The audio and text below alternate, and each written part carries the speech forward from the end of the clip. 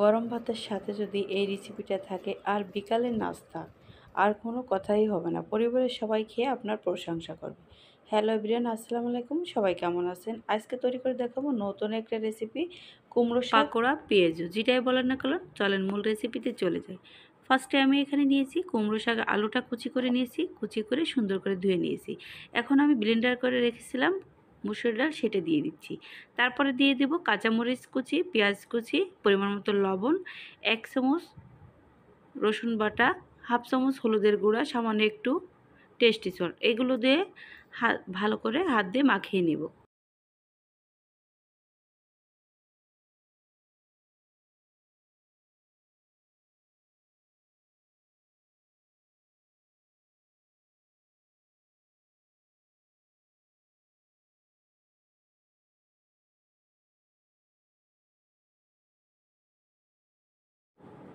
চুলাতে একটা fry pan বসিয়েছি আর পরিমাণ মতো তেল দিয়ে, তেলটা গরম হলে পেঁয়াজগুলো আমি একটা একটা করে ছেড়ে দিব।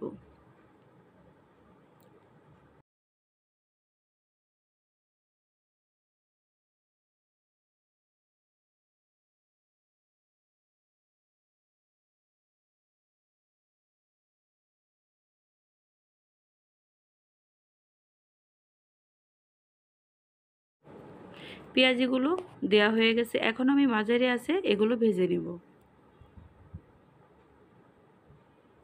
এক পাশ হয়ে গেছে, এখন আমি এটাকে একটু উল্টিয়ে দিব।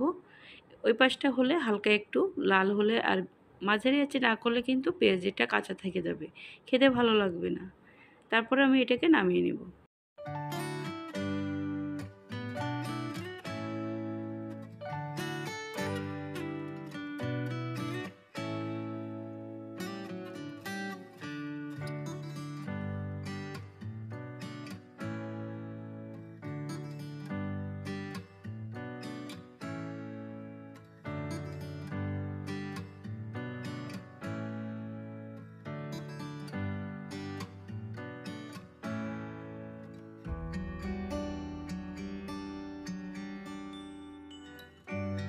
এই তো তৈরি হয়ে গেছে কুমড়ো শাক আর মসুরি ডালের পেঁয়াজি পাকোড়া।